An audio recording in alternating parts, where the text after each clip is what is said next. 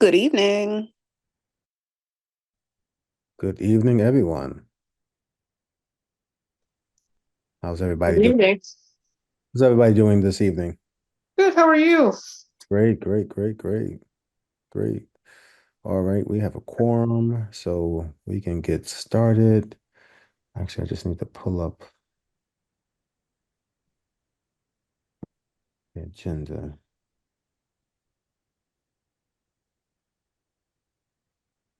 That will help. Chief Howell, how you doing, sir? Great, great. How are you, sir? Good. Chief Barco, how you doing, sir? Good, sir. Thank you. How about Good. yourself? I'm wonderful. Thank you very much. Glad to see you all. Hello, Natalie. How you doing? Very good. How are you? Well, thank you. Good. Hi, Gladys. Good evening. How you doing? I'm good, TJ. How are you? It's good to see you guys. Wonderful. Good to see you too. Sorry for the hiccup earlier. It's okay. All right. Councilwoman, how are you?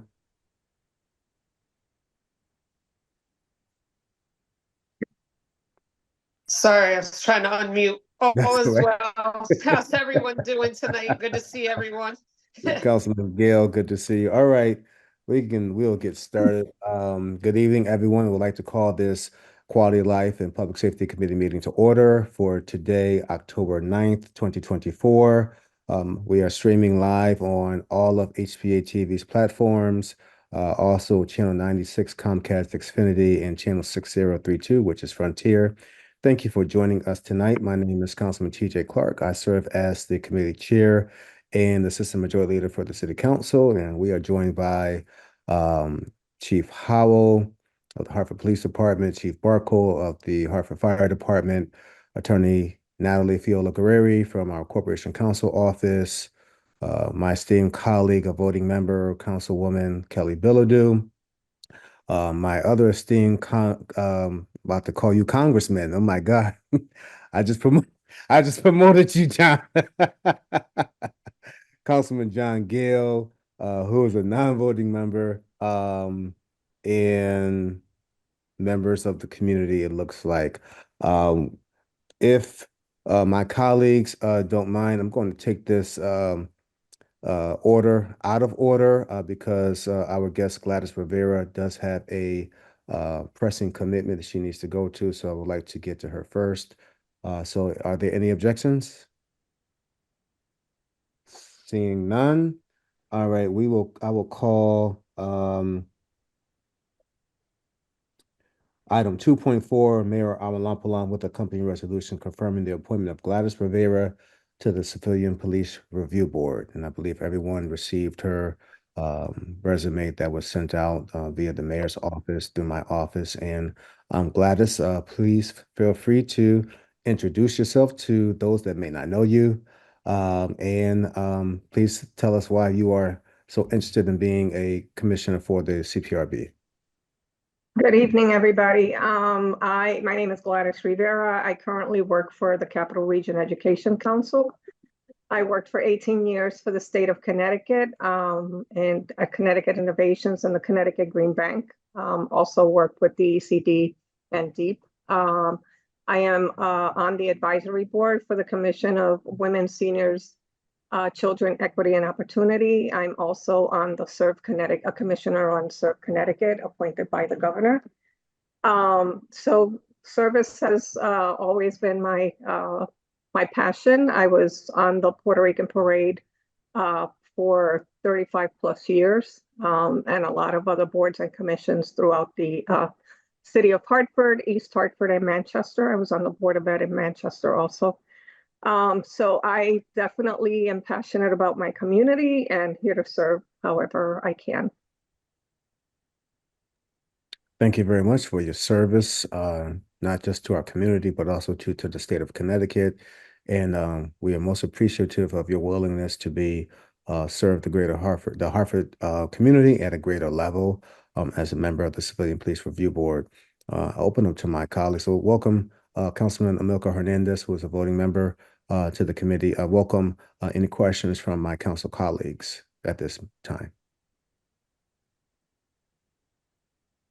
Any questions for Gladys?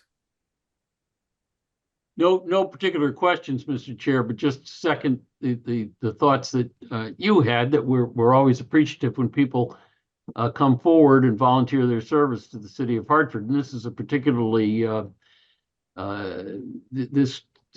I'm assuming, Ms. Rivera, that they've explained to you this could be potentially time consuming.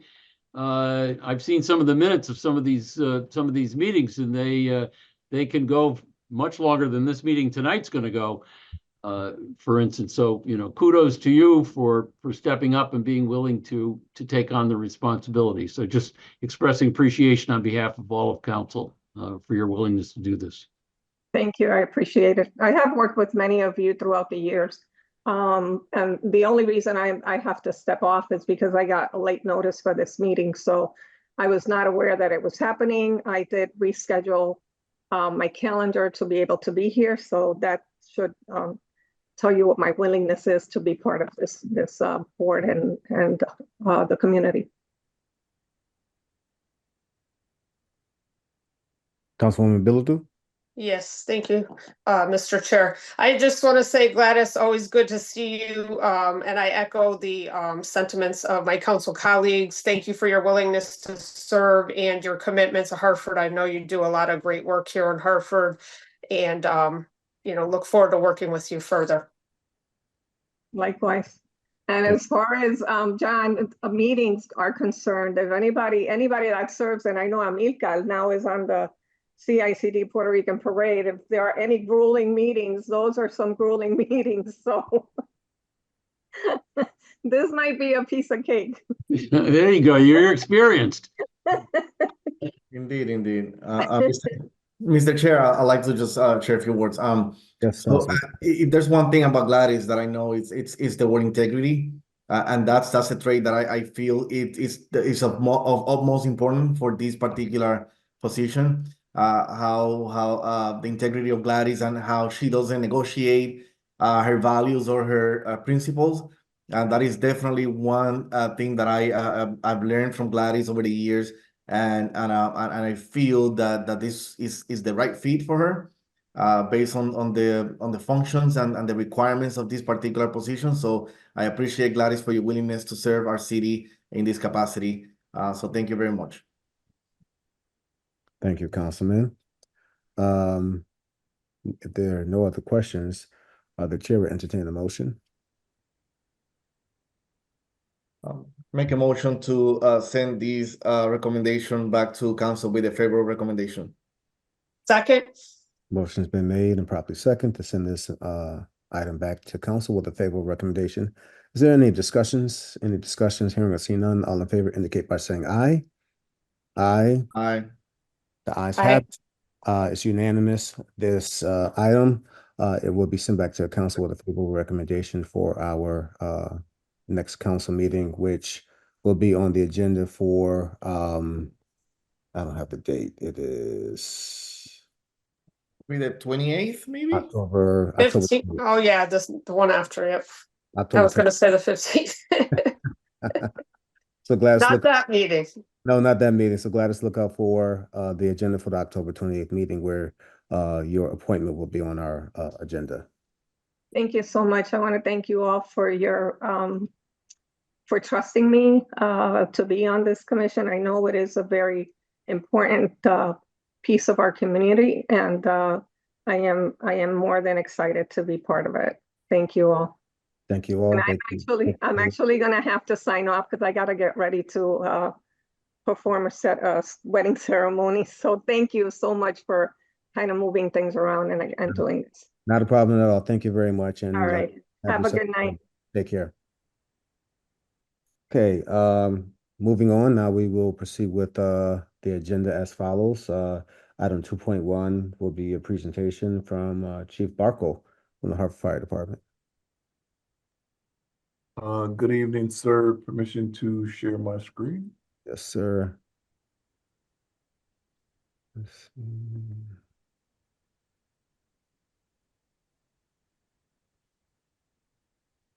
Can you guys see that? Yes, we can. All right, so today I wanted to present to you our 2024-2029 strategic plan for our reaccreditation that will be up for in March. If everything goes well, we'll go down to Florida and sit in front of the board and get reaccredited. So just to give you some background, the Commission on Fire Accreditation International, the CFAI, their process is a model of continuous improvement comprised of like 4 components: strategic plan, community risk assessment, standards of cover, and fire and emergency services self-assessment manual. So the process itself requires an agency to become community-focused, data-driven, outcome-focused, strategic-minded, like well-organized and properly equipped. So we pursued that endeavor some time ago, maybe in like 2013, but then when Chief Freeman came, 2016, he took us over the hill in 2019, where we got accredited, and it was from 2019 to 2024, a 5-year short-term plan. So now we're up for reaccreditation. So the strategic plan is a living management tool that provides short-term direction, and it builds a shared set of values and goals and objectives and optimizes the use of our resources.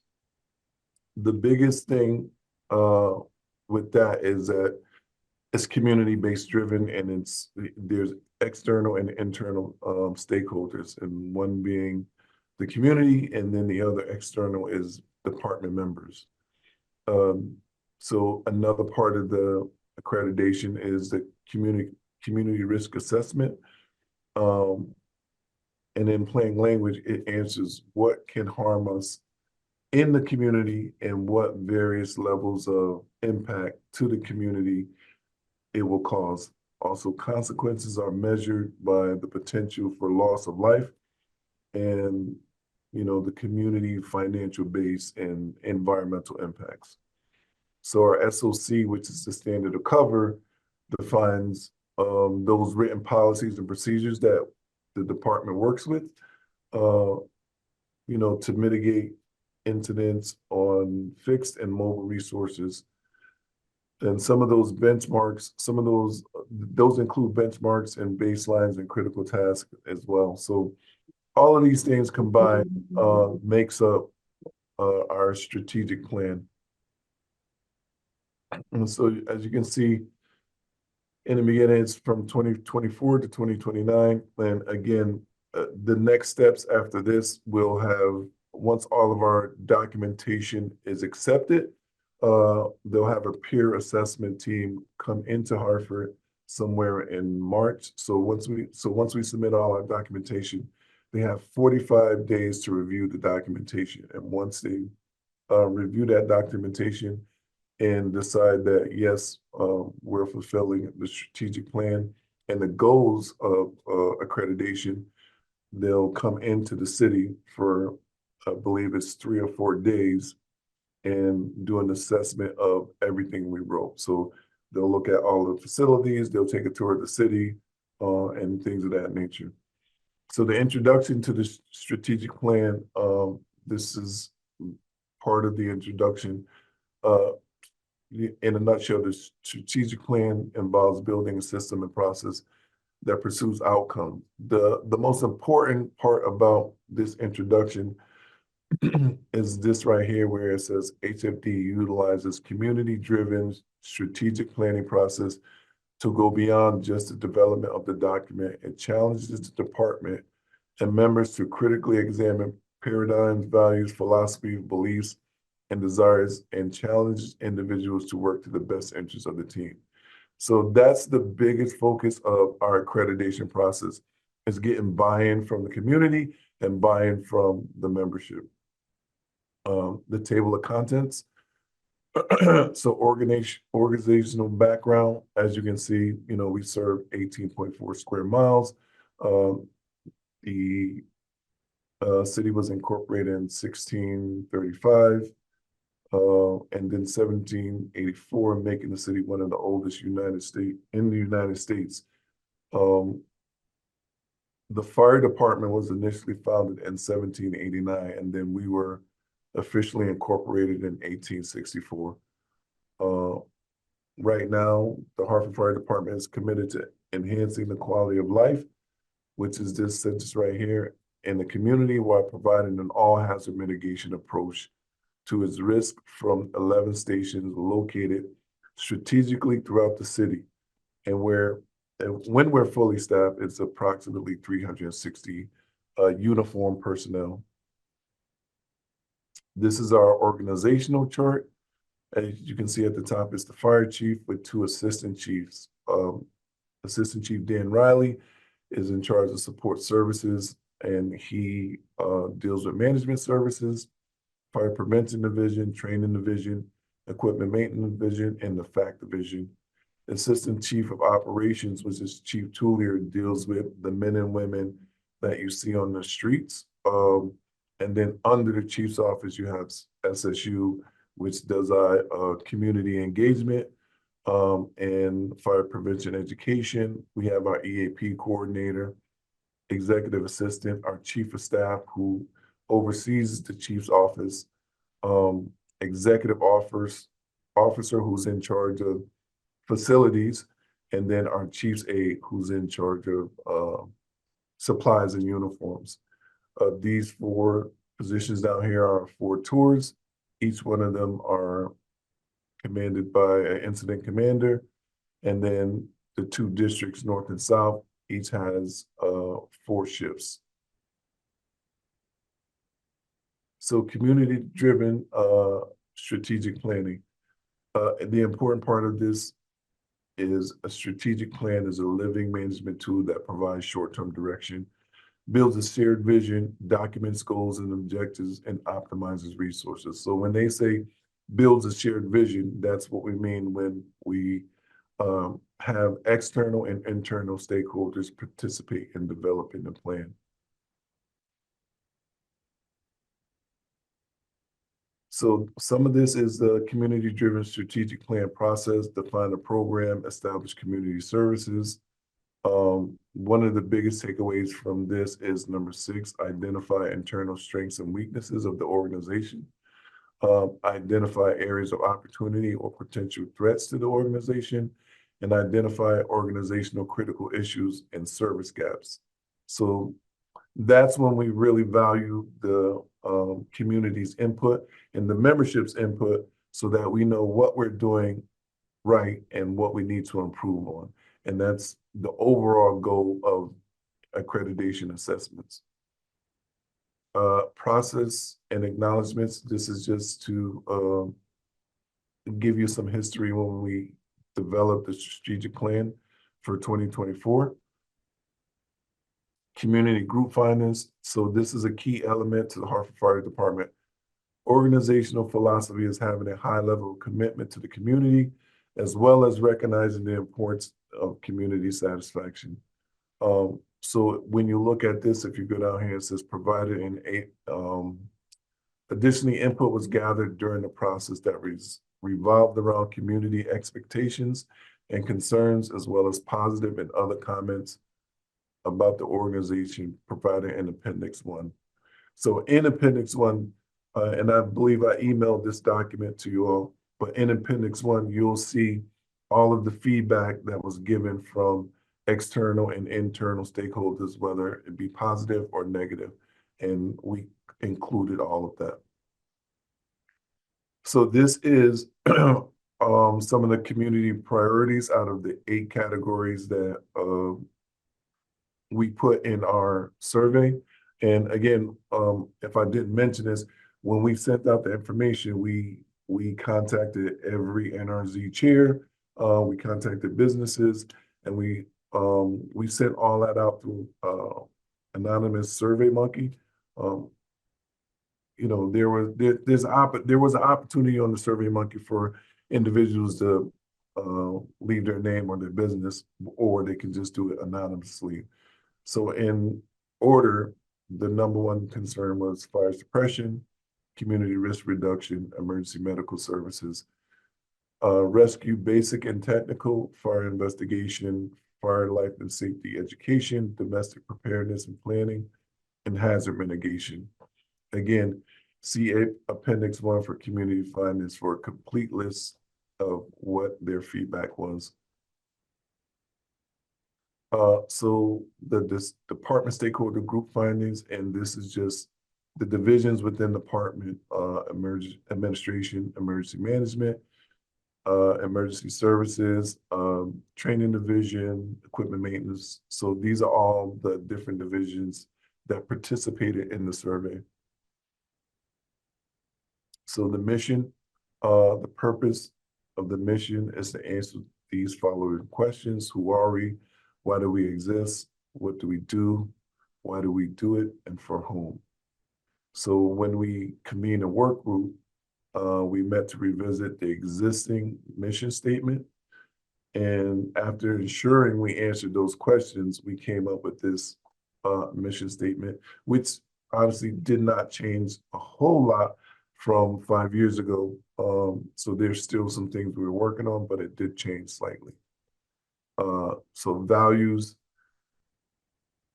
and this portion of the mission statement with the values, once we establish this, we send it out to each firehouse. So we put it in a frame, we hang it in each station and each facility so that the members will have a copy of what our vision, mission state, values, and goals are. And so these are just the program services, meaning this is what the fire department does on a regular basis: fire suppression, rescue, basic and technical, which is very unique for Hartford because we have a rescue technician program, which is, you can kind of say it's a regional program. Just maybe like, I think it was a month and a half ago when we had heavy rains, the region was calling around to different municipalities and asking if that municipality's fire department was swift water capable, which our guys are. So we have all the technical rescue skills, including structural collapse and swift water. So every other municipality, when they're in need of those services, they'll reach out to HFD. So the SWOT analysis was done to identify the strengths, weaknesses, opportunities, and threats. And that you can see in Appendix 3 as well. So critical issue service gaps, the following identification and review of the department SWOT, stakeholders identified themes as a primary critical issue and service gaps. So that's also identified in Appendix 4. So again, our stakeholders identified what we did well, and then they also identified what we didn't do so well or what we can improve on. So strategic initiatives based upon the previous captured information, that's everything from the SWOT and the surveys, and the determination of critical issues and service gaps. The following strategic initiatives were identified as the foundation for the development of goals and objectives. So the first one was workforce development, which is the standardization of operations, communications, health and wellness, training, and physical resource. So as you go through the document, the goals and objectives explain the following. So goal 1, which is the workforce development, communications, health and wellness, training, and physical resources. When you start to look at each goal, so you can look at the first one, which is enhance uniformity of all emergency operations. So this is something that we've taken a look at, and we've reached out to the membership in terms of how we do things, our SOPs, SOGs, collective bargaining agreement, and city policies.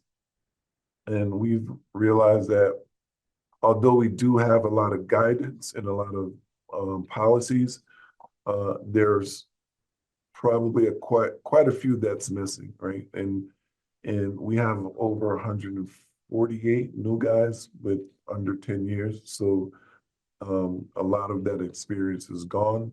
So the first thing we did was we outlined it, and you can see the time frame here for the months it's going to take to kind of review those things. We haven't formed any committees yet to see who's going to take point on each one of these objectives. But as you scroll to the document, you can see objective 1B, identify and evaluate the areas of opportunity for improvement in emergency services operation.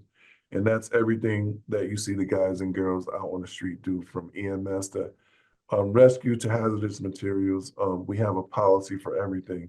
And this particular goal is was populated for us to review those policies and procedures, make improvements or make additions as we see fit.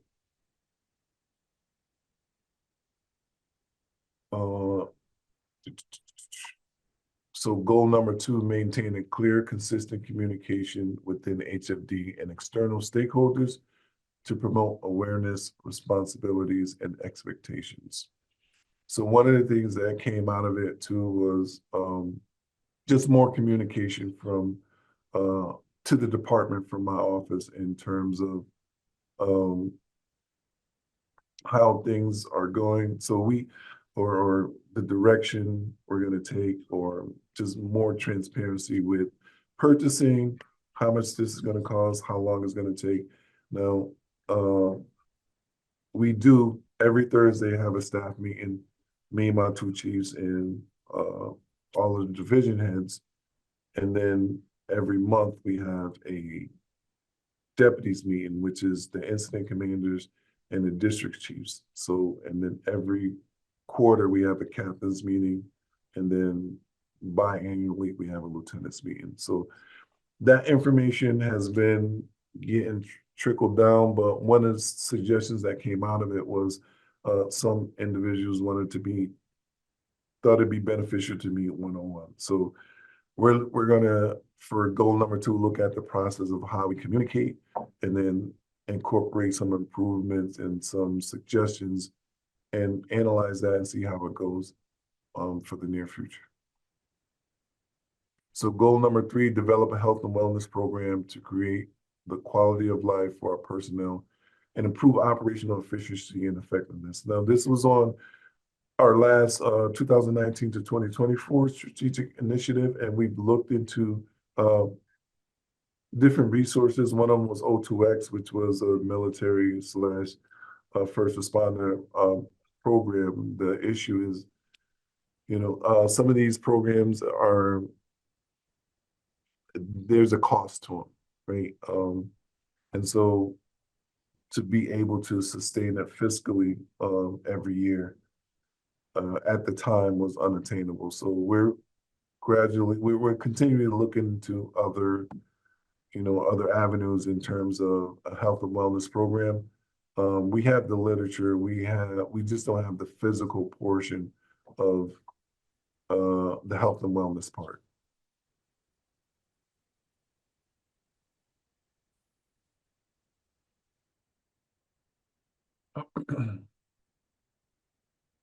So goal 4, enhance the training program to meet the needs of the department. So we're one of the few municipalities who have our own training facility, and we have our own staff, but there are some things that's beyond our scope. So like when we talk about technical rescue, the ability to teach swift water and structural collapse, vehicle rescue, high angle rescue, we don't have the personnel.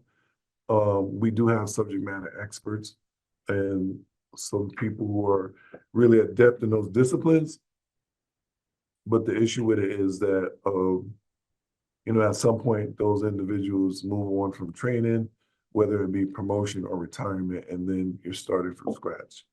The other alternative is to contract that work out, but to the state or a technical rescue company.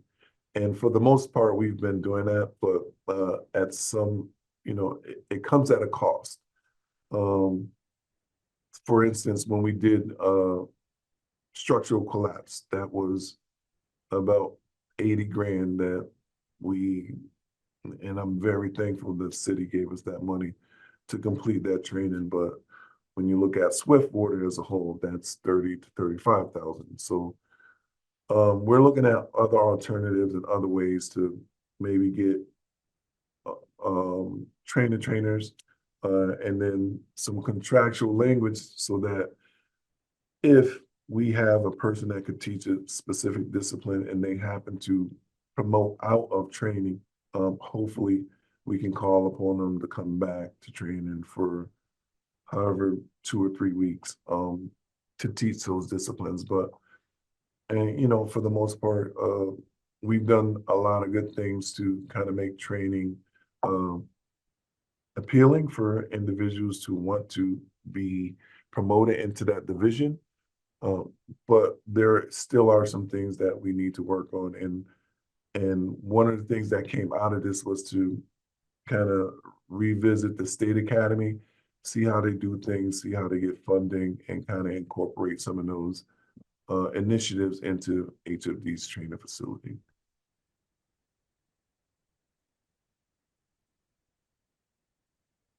So goal 5 is develop a comprehensive plan for all physical resources in the identification, procurement, inspection, maintenance, and replacement to provide the highest level of service to the city. Now, this is all about the resources that we currently have. As you all know,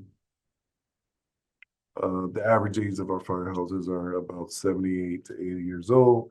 And then we have a lot of fire apparatus that's beyond the accepted engine hours or lifespan. And then the city's been great in working with us. We've developed a procurement plan to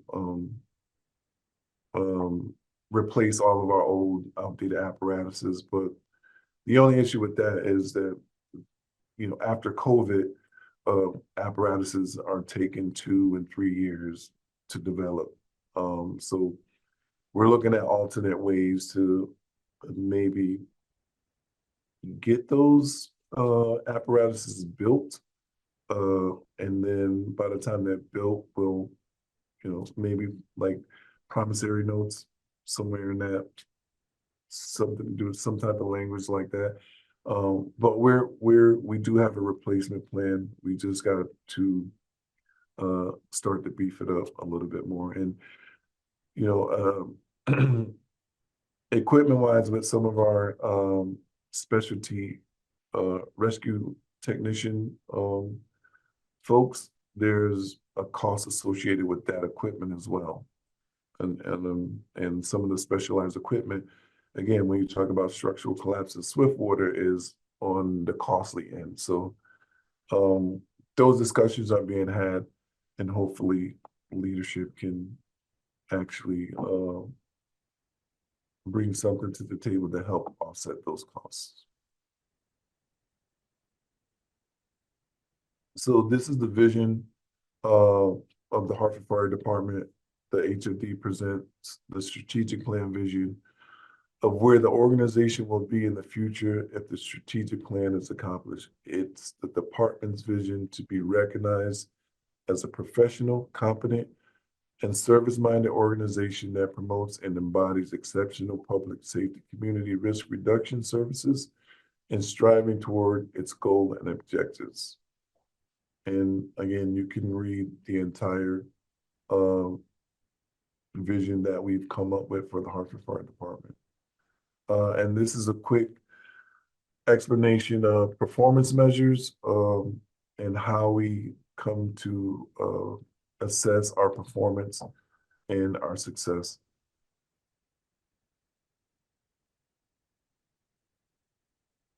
And this is just a quick insert about the success of a strategic plan. And a lot of that is from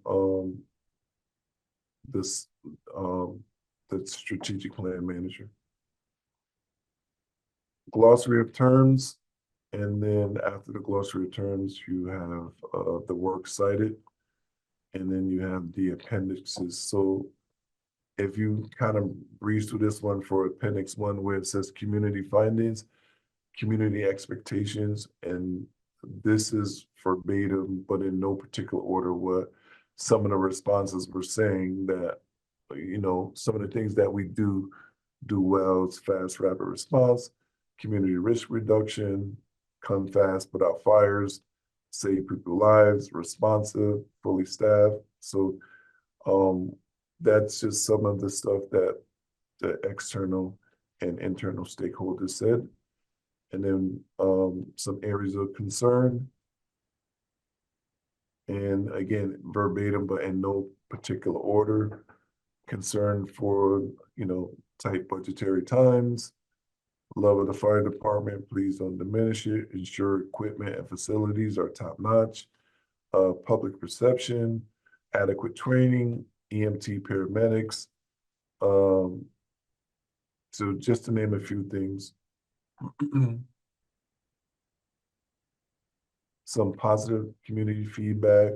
Again, responds quickly, very responsive. Our fire department is great. I watched the fire department putting out a bad house fire, and I realized that there is a science to putting out a fire. I was amazed at the knowledge and bravery of those I could see inside the burning. And this is from the community, like we didn't make these up. And so other thoughts and comments, again, a lot of them are positive. I see HPD advertising for new recruits, but I don't often see HFD. Yeah, we can talk about that offline. They tend to stay in the fire when they get hired.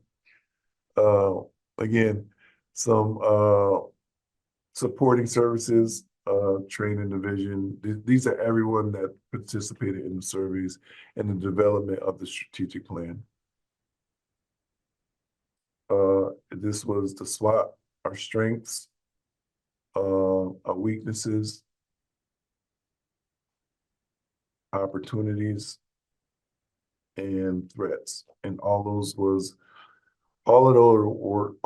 were developed by the internal stakeholders. So as you can see, some of the threats are legal mandates, dependent on external agencies, internal involvement in decision-making bodies, media, weather, building degradation, future contract negotiations, just to name a few. These are the critical issues and service gaps. And one of the big things is the health and wellness. And we've been working on the health and wellness to include mental health along with the city as well. So, and training has been a big project for the department as well. Stations and apparatus, as I mentioned, we do have a capital improvement plan. City's been great, and then we do have an apparatus replacement plan. But again, the things that hamper us is time and cost.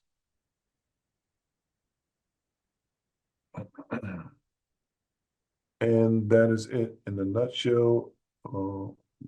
If you all have any questions.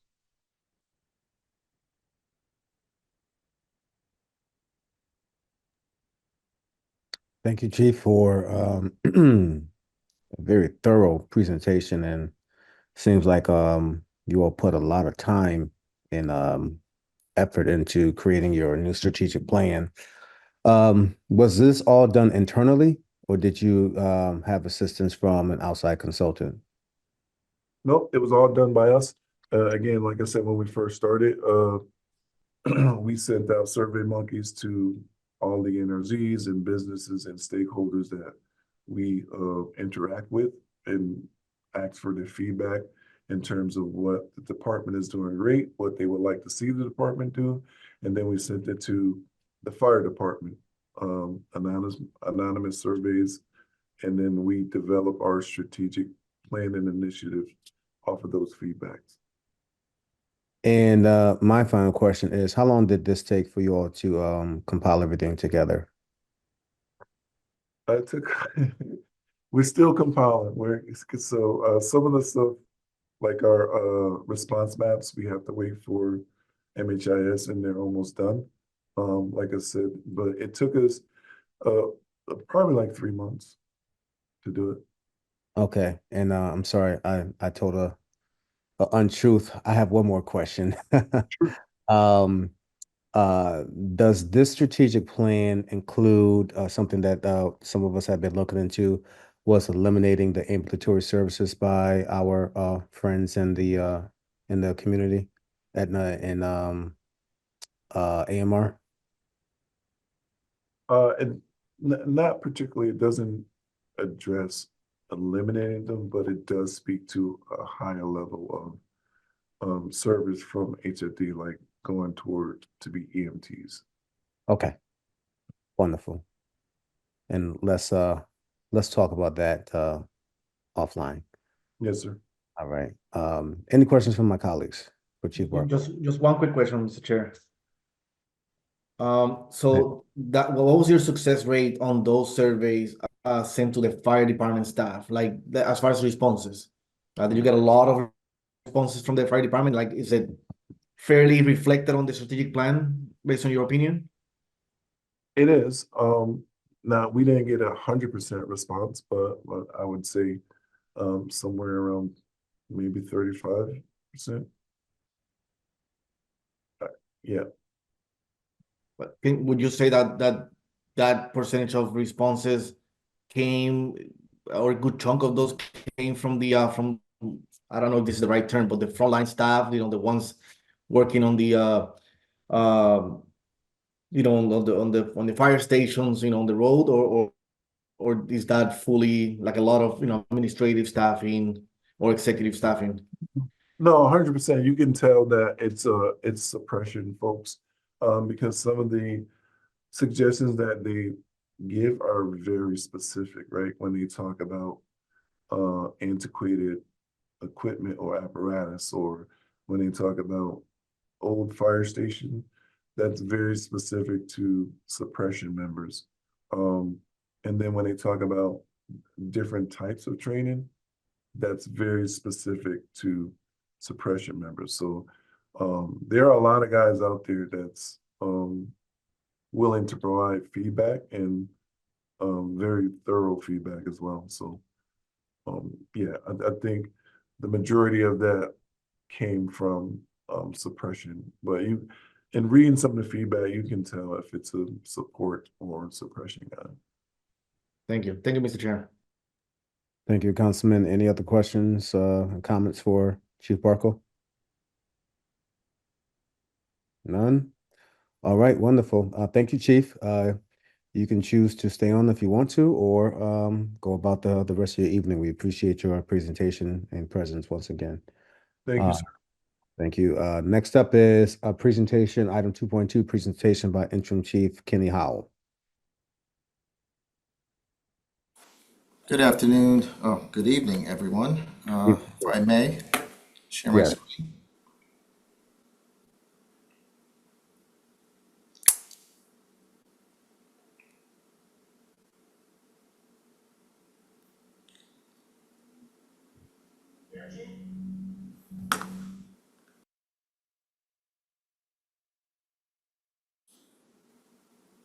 I see Chief Barco's screen. Chief Barco, can you take down your screen, please?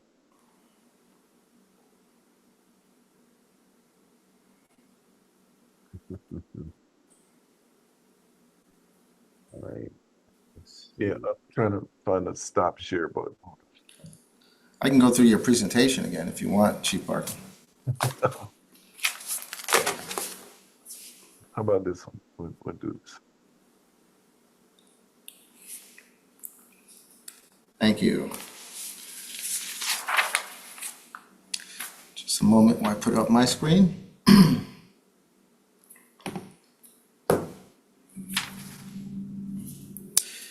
Okay, thank you very much.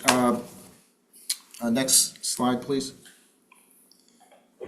I'm happy to report that in all areas of crime, we have a low in aggravated assault. Year to date, we are down 14%. Aggravated assault with a firearm, we are steady. There is no increase. We're even at 0. Sexual assault, we're down by 31%. Robbery, other, we are down by 11%. Robbery with a firearm, we are down by 9%. Auto theft, we are down by 5%. Burglaries, we are down by 29%. The only area we have a slight increase is in larceny. It's up by 14%. As for homicides, we are down by 53%. So last year, this time, we had 32 homicides. This year, we have 15 year to date. Shootings, we were down by 24%. Last year, this time, we had 79 shootings, person shot. This year, we have 60 thus far. Next screen. So one of the things I've done is I've created this community crime suppression team. This started August 18th, and it's just a temporary team. It was designed for 90 days in which I wanted to merge the street crime unit. There are police patrol officers that do street crime work with seasoned detectives, and the mission was twofold. One was so that those officers can become highly trained by detectives, so that when they return back to their previous positions, they will be highly trained and see things in a different way so that they can take an investigation from beginning to end. The second mission was to make them highly visible and highly proactive in the community to do crime suppression work. So thus far, they have been doing a great job. They've been doing it for 7 weeks now. Next slide. They have made 57 custodial arrests. They have confiscated 24 handguns. They have done 10 search warrants.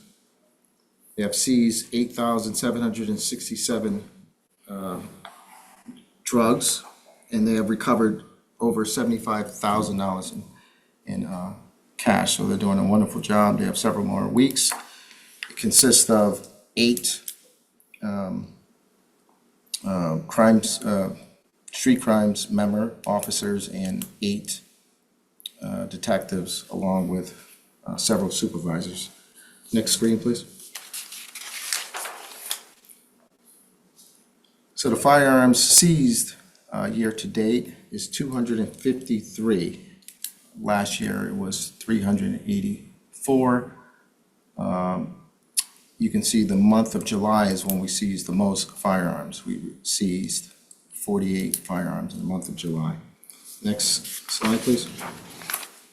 We recently held a gun buyback on Saturday. That was an extreme success. We received 123 firearms, as you can see there. A wonderful job. It takes a lot of work arranging these gun buybacks, and we gave out $10,000 in gift certificates for the weapons. So 123 weapons. There you go. It's a wonderful job by the team. Next slide, please. As for our real-time crime center, let's go over to Vice. Vice and Intel and Narcotics. They have served 58 search warrants, made 188 arrests, seized 15,000 bags of fentanyl, and retrieved $538,000. The Greater Hartford Region Auto Task Force, they're doing an awesome job. They made 167 arrests.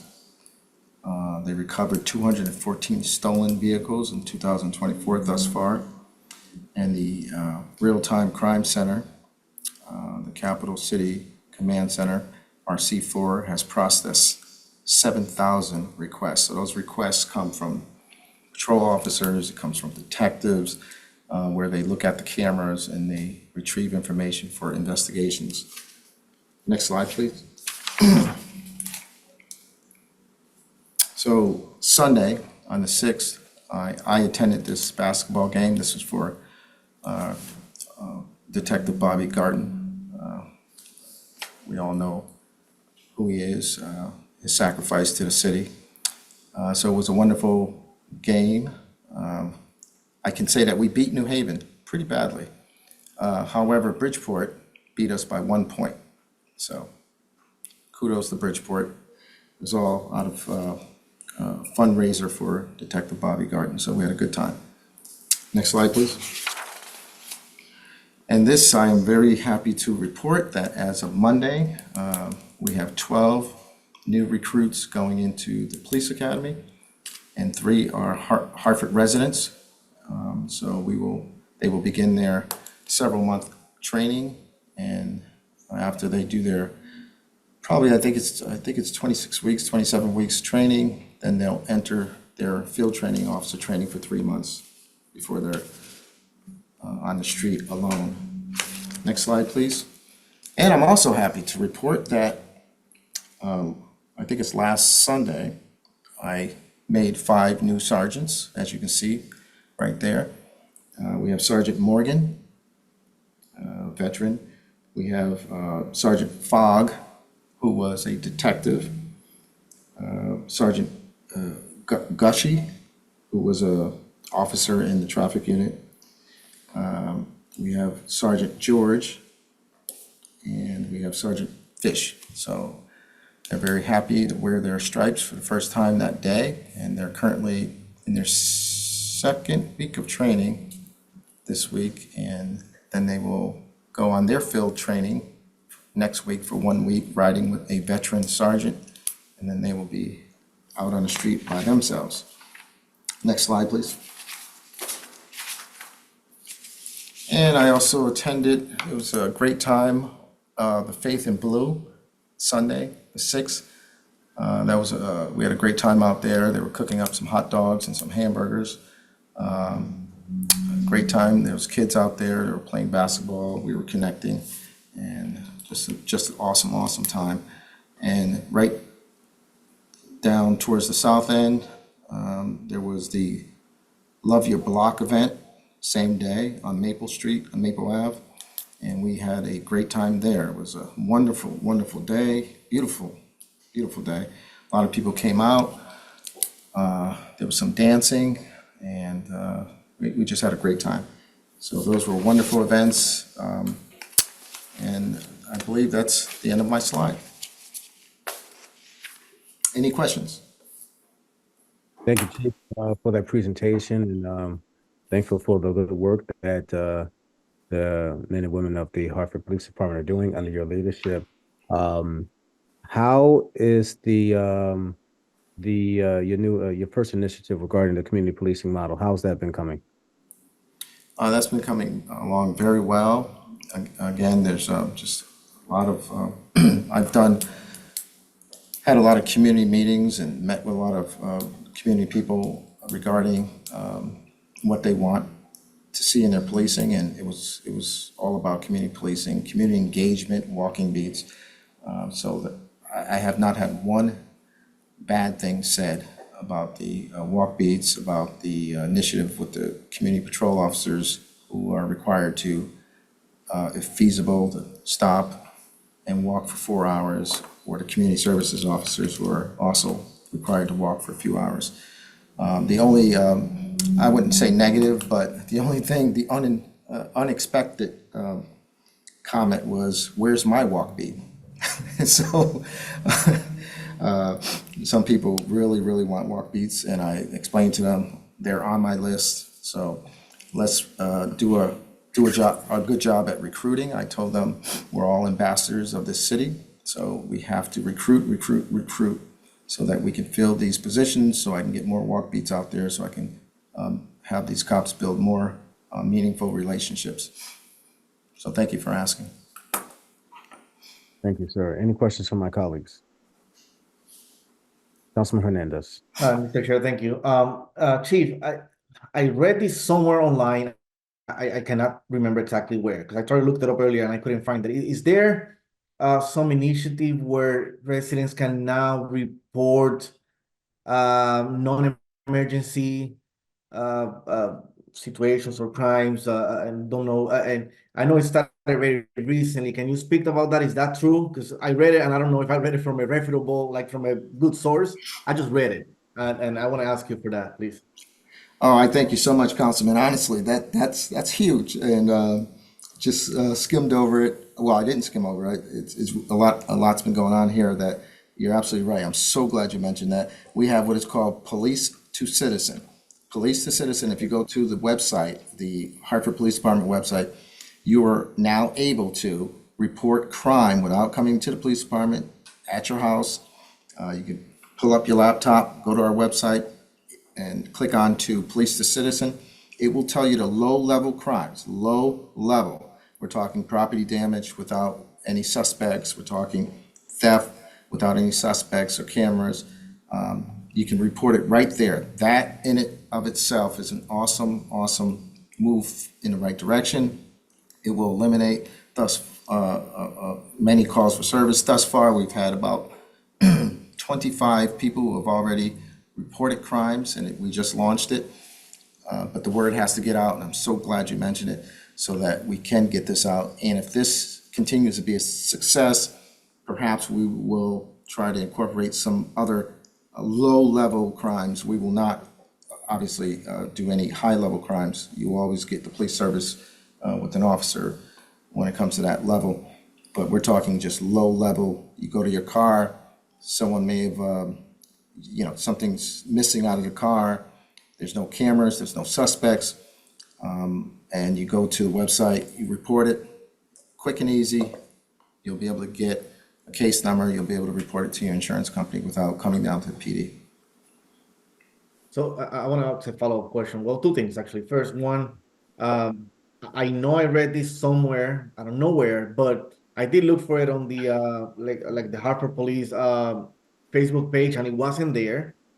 So I think that if you do want to get the word out, it should be posted on your social media pages. I tried to look for it and I couldn't find it. Oh, you couldn't find it?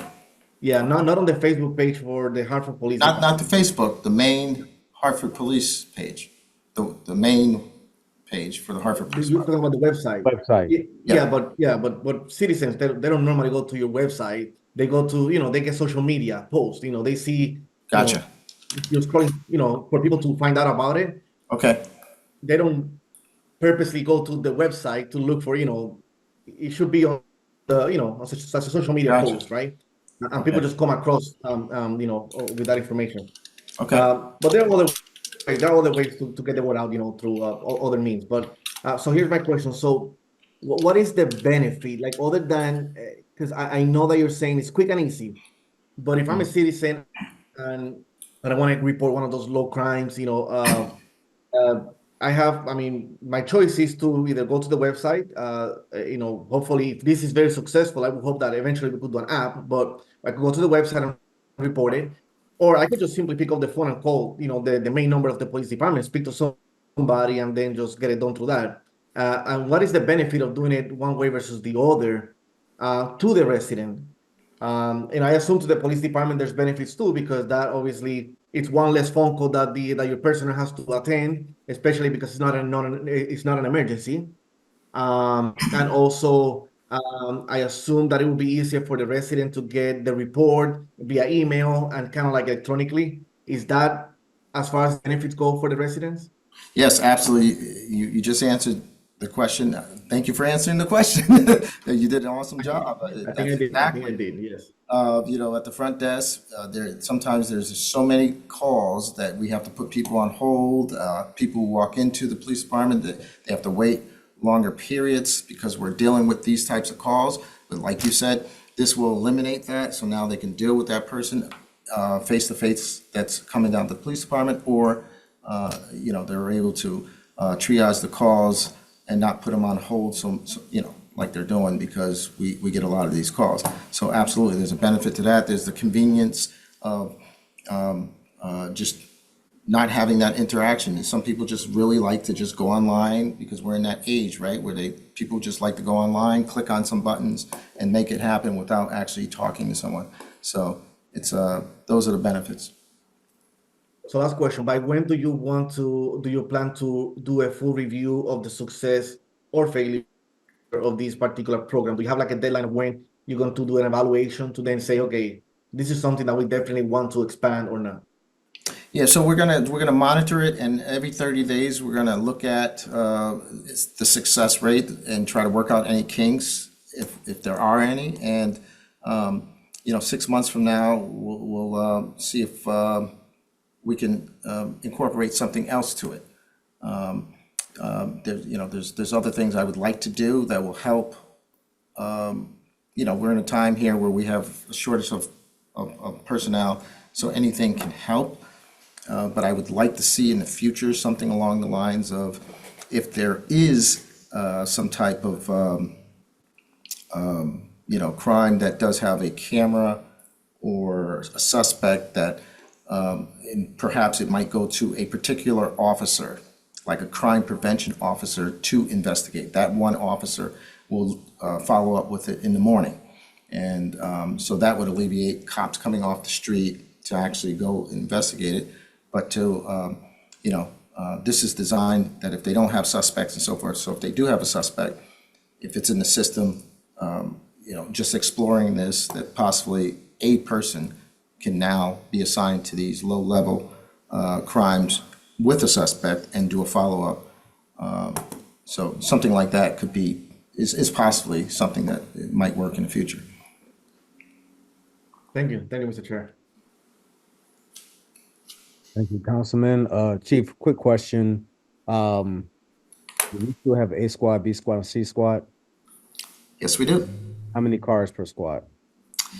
It's in the 20s. We generally don't like to say the exact Okay.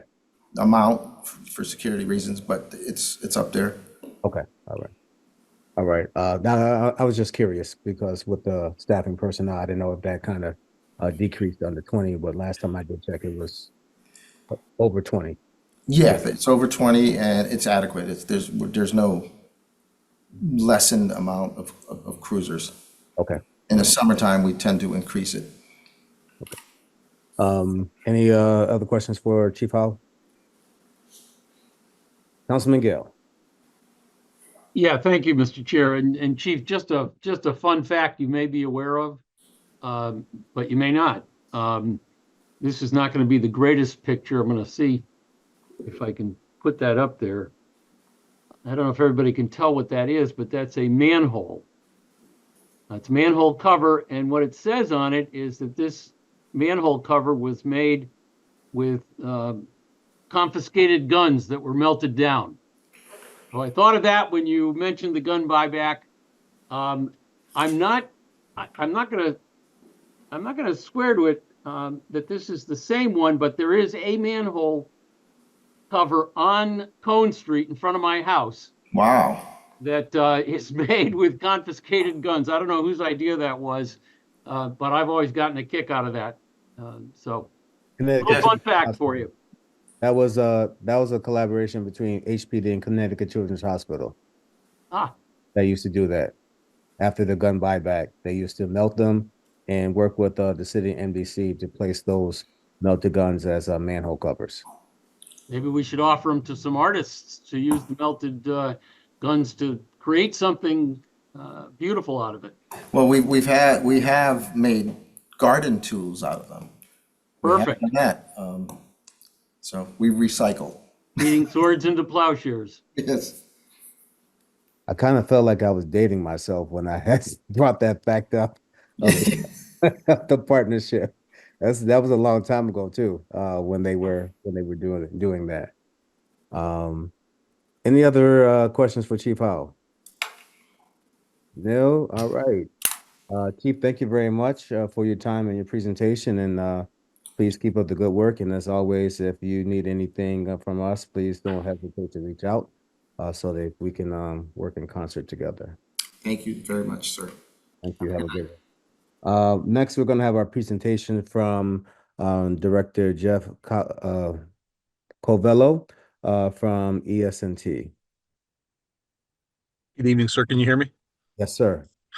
I'm working remote here because I have a obligation right after this here. So let me try to share here.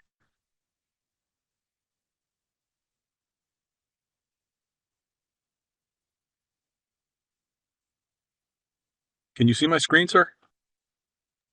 Not yet. All right, let me it's a theme tonight with this not playing along here.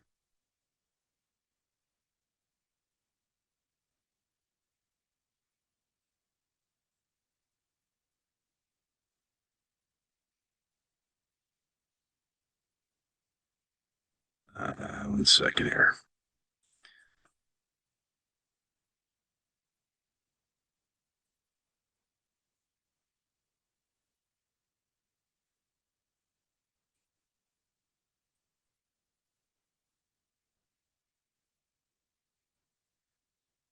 Apologize.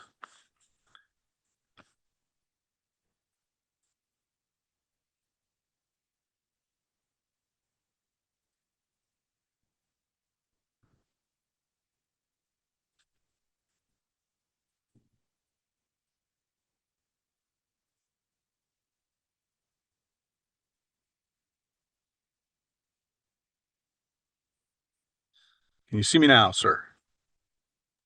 Yes, we can, sir. Take it away. Okay, I apologize here. Okay, so where I'm at for staffing is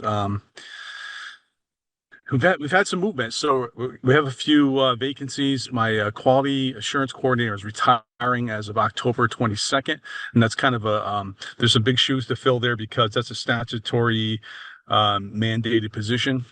But I do have someone qualified and ready to step in, and she's already started to train with that gentleman that's leaving.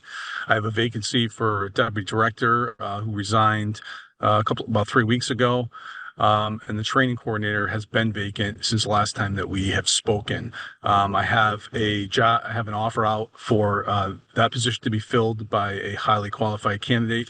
So that should be filled by the next time that we meet. Our authorized workforce is 45. We have 23 on the floor currently fully trained and operating in the center. And then we have the 23 that are fully trained are dispatchers. And then we have 4 call takers. There's 14 in training. 4 of those are from previous class, and they're basically in the final stretches of being completely certified. And then we have 10 that just started at the beginning. I'm sorry, at the latter part of September. We had 10 new trainees. You can see here in this slide. This is our day 1 event where we bring in all of the various department heads from the services that we work with the most, police, fire, EMS, and also Councilman Hernandez and the mayor came and spoke to the dispatchers about the importance of their role here in the city and what it is they're going to be, what's expected of them, and what it is that they have joined and the importance of the position. We also had some community engagement this time period, where we had staff both from our agency and as well as we had about 8 dispatchers from the city of New Haven that collaborated with our staff, and we marched in the Puerto Rican Day Parade. This was the City Hall Career Fair, which was super well attended. We had received multiple applications. We only have 4 openings, but we received multiple applications for the positions that are open. We ran the Hartford Homicide School for is the Call Your Killer, which is it basically was an assessment of 911 calls. And we had 71 participants. We had Connecticut, Mass, New York, and Rhode Island, as well as our personnel and a couple of detectives from HPD. There was both dispatchers and law enforcement officers in this class. It was a great success, and I've been receiving emails ever since thanking the city of Hartford for putting this on. This collaboration was held at the Hartford Convention Center on the 30th and the 1st. The update on the radio infrastructure project. I've been giving you kind of like every time we meet in this forum, I've given you about a 90% completion rate. But what I asked the project manager to do is to really drill down, because that number was kind of, from the seat of his pants. And I said, I really want to know really where we're at as we're starting to wind this down. And it would appear that we're closer to the 75 to 80% completion, which is good because I've been reporting about 90%, but we're at about 75 or 80% complete. and that's still set to go live in the first quarter of 2025. These next couple of charts, I know I've told you this last time we met, or every time we meet, all I look for here is trends. And for me, that's the value of it. And there's really none. We're status quo for calls for law enforcement. Here's fire, also status quo. There's nothing trending up or down. It's a static number for calls for service that we're handling. This is fire medical. And you can see August and September has been added. Again, static. Same thing with EMS. Their numbers are all static. And then the total numbers, we have about a variance there of about whatever that is, 1,500 calls, 2,000 calls. Not enough for me to have any concern about. The general service is, as you can see here, it's always law enforcement. They're the predominant call handling that we do at 63%. Our team, 42 mobile crisis calls, 8 Wheeler calls, which are for juveniles in crisis, and for the year a total of 2,114 calls. So we are utilizing them to the extent that we can, where we can. Here's our overall calls for administrative. Again, pretty static. 911s, same, about 1,000 call variance. And then our total call volume, again, status quo. So I feel like that both, and I wanted to present tonight because last time we presented this, I told you we had used the automated attendant to sort of like throttle down some of the administrative calls so our personnel could answer 911s quickly. What I could tell you is I don't have the numbers in front of me, but I did talk to our state regulators, and I could tell you that we are hitting our par. So by the next time that we meet, I should have some solid numbers for you. But I'm super excited to tell you that we're hitting our pars on that. Thank you, Director, for your presentation. Quickly, did you say that you have an offer on the table for Deputy Director? Not for deputy, sir. I have an offer on the table for training coordinator, and I have a very senior staff member ready to step in for the quality assurance position. With that Deputy Director position being vacant, how much does that increase your workload? Oof. Dramatically. And do you have a timetable as to when you're going to fill the Deputy Director role? I don't. It's such a key role. I do not, but my feeling was that my focus was the middle management. I didn't want to top heavy the place. I really wanted to get those middle management roles filled before I worried about getting myself help. So just to be honest with you, I've just prioritized what's on my desk to that, which is critical. I work with daily, and that which I could put aside until I can find a deputy to start mitigating some of that work. Then that's my plan. Okay. All right. Thank you, sir. Any questions from my colleagues? Hearing and seeing none. All right. Thank you, Director. Have a good Sir. You too. Take care. All right. Moving along, and also too, just for the record, I want to correct myself. I think I said this meeting is for today, October 9th. It's actually October 10th. I don't know why I'm one day behind, but just want to make that statement for the record. Living in the past, are we? I guess so. Item 2.5, Mayor Aralampulan with a company resolution to require entered into memorandum of agreement with the State of Connecticut Department of Emergency Services and Public Protection, the Capital Region Council of Governments, and Region 3 Regional Emergency Planning Team, which is attached is a Department of Homeland Security fire grant letter and a fire grant resolution. And do we have anybody representing the fire department administration on the call to speak to this resolution?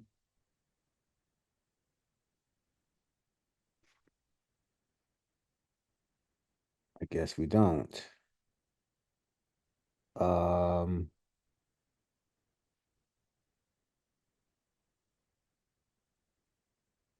trying to see if there is an amount. There is no amount attached to this resolution.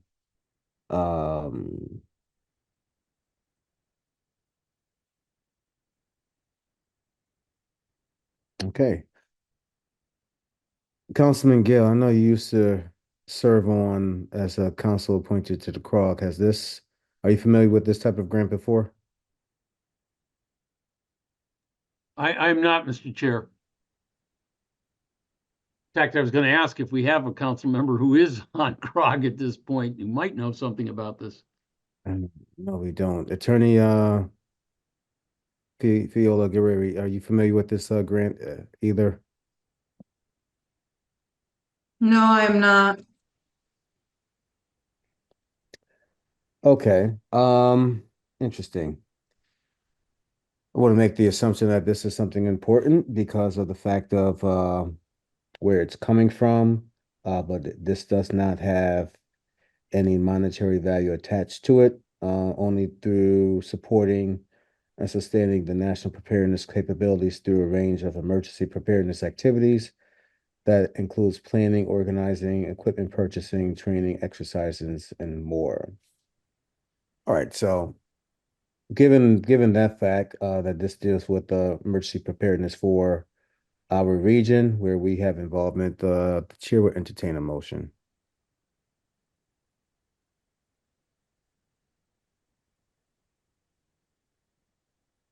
If it be the will of any of my colleagues. Yeah, I'm not a member, so I know.